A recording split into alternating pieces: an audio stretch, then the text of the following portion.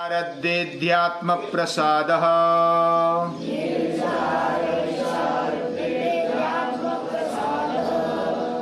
ऋतंभरा तत्र प्रज्ञा ऋतंभरा तत्र प्रज्ञा।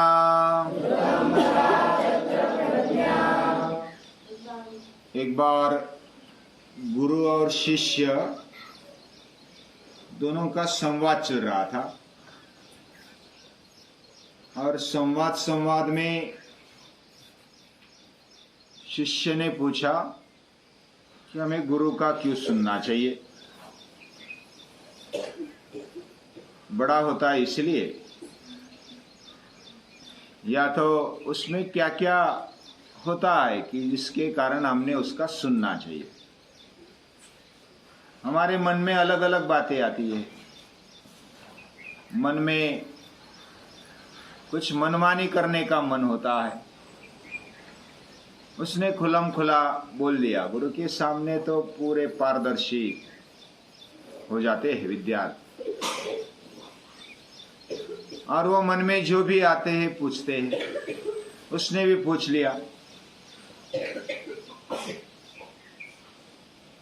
तो उस गुरु ने कहा, चल मेरे साथ। अभी वह छोटा था, वो पर्वत पर चढ़ने लगे। दिन अभी उगा नहीं था, भोर हो गई थी, यानी थोड़ा सा अंधेरा था। और उस समय वो पहाड़ पर चलने लगे। पहाड़ पर चलते चलते जो शिष्य था, विद्यार्थी था, वो थक गया और वो बैठ गया। मेरे मन में अभी चढ़ने की इच्छा नहीं, मैं पूरा थक गया, चल नहीं पा रहा। तो गुरु बोले, ठीक है तू बैठ जा, मैं जाकर आता हूं ऊपर। तो गुरु चल गए पहाड़ पर, पूरे नोक पर चले गए।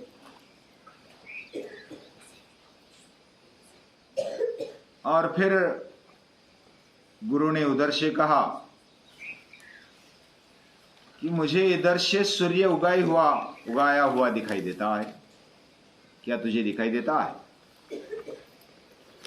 बोले कि मैं तो अभी नीचे हूं और इसलिए दिखाई नहीं देता। आप ऊपर चल गए, पहाड़ पर नोक पर है, तो आपको दिखाई देता होगा। तो वैसी बात है। यानी गुरु होता है वह अपने बुद्धि के उच्च स्थान पर होता है, अपने मन के हृदय के उच्च स्थान पर होता है, और उसको दिखाई देता है कि सूर्य आ गया है। लेकिन जो खाई में है उसको दिखाई नहीं देता। तो दिखाई नहीं देता इसका मतलब सूर्य नहीं आया है, ऐसा नहीं होता। सूर्य तो आ चुका है, हम खाई में हैं, हमें अंधेरा दिखाई देता है, हमें सूरज दिखाई नहीं देता। गुरु नीचे आ गए और फिर उनका संवाद होता है। ये जो हमारी बुद्धि है, हर एक को बुद्धि मिली है, उसका उपयोग हमें सूक्ष्मता से करना चाहिए। जितना हम बाहर की ओर देखते अपने इंद्रियों से, और इंद्रियों से जब बाहर की ओर देखते हैं, जानना चाहते हैं, हमारी ज्यादा जानकारी कहां से मिलती है? हमारी आंखों से मिलती है, हमारे कानों से मिलती है, बाह्य इंद्रियों से मिलती है, ज्ञानेंद्रियों से मिलती है। उधर जानकारी लेकर के हम मन में, बुद्धि में उसको उतारते हैं। उतारने का हमारी शक्ति से, हमारी कल्पनाओं से प्रयास करते हैं, और हम अपने लेवल पर जानते हैं। और जब हमारे जैसे भी समझ में आ गया, वैसा हमें लगता है कि अरे हमें समझ में आ गया, लेकिन उसको बार बार जांच करना चाहिए। सुसूक्ष्म बुद्धि से हमें जैसे बाहर की ओर झांकना है वैसे अंदर की ओर झांकना है। अंदर की ओर झांकते हुए हमारी क्षमताओं को, शक्तियों को पहचानना है, हमारी विचार शक्ति को पहचानना है। अंदर बहुत सारी शक्तियां है, भावनाएं है, विचार है, कल्पनाएं है। हम क्या क्या कर सकते हैं, उस शक्ति का क्या हम सही उपयोग कर सकते हैं।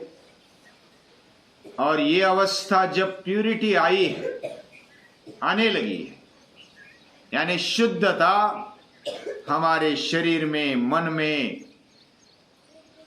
पूरे अंतःकरण में आने लगी। और ऐसी अवस्था में, यानी जैसे हमने पहले उदाहरण देखा था कि हमारा अंतःकरण यानी आईने जैसा है, हमारा अंतःकरण यानी सरोवर जैसा है।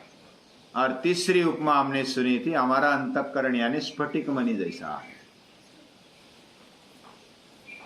इनके नजदीक जो भी रखेंगे उसका रंग रूप, उसका आकार वह सामने वाले का या तो नजदीक वाले का रूप ले लेता है।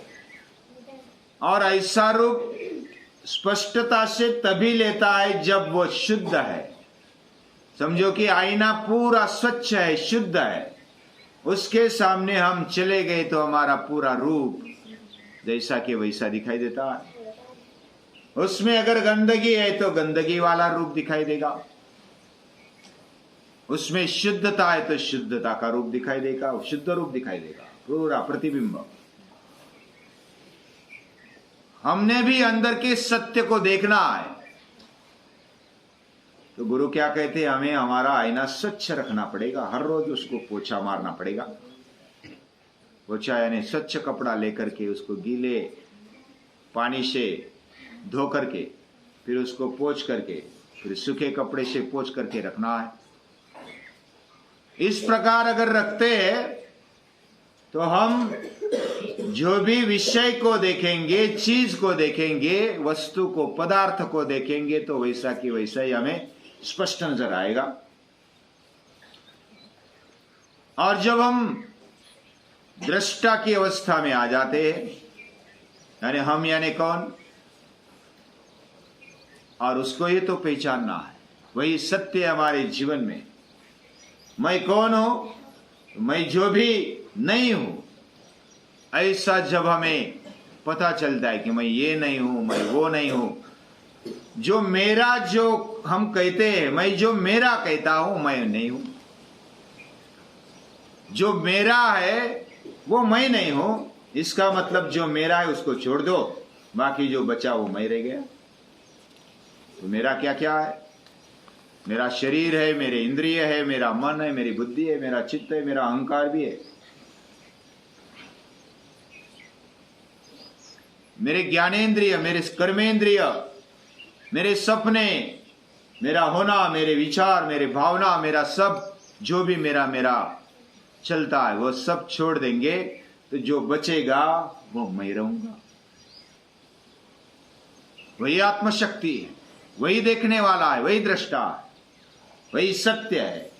इस दुनिया में भी उसी सत्य को पहचानने के लिए ऋषि मुनि, हमारे पूर्वज और हम भी वही प्रयास करते हैं।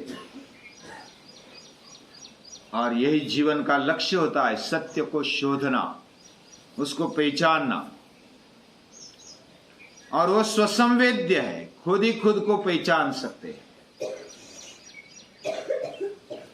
और तब जो प्रज्ञा होती है वह ऋतंभरा बन जाती है, वह सत्य रूप हमारे मन बुद्धि से, अंतःकरण से जो आईने जैसे शुद्ध है, स्वच्छ है, पूरे चकचकाते हुए, ऐसा अगर हमारा अंतःकरण है, शुद्ध है, पवित्र है, तो हमें वैसा के वैसा ही भगवान का दर्शन होगा। योगी लोग ये देख पाते हैं। योगी ना, जैसे यतंतो योगिनश्चैनम पश्यन्ति आत्मनि अवस्थितम, हमारे अंदर ही रहा हुआ ये जो भगवत तत्व है उसको हम देख पाते हैं। पश्यन्ति, वो देख पाते हैं, वो देखते हैं।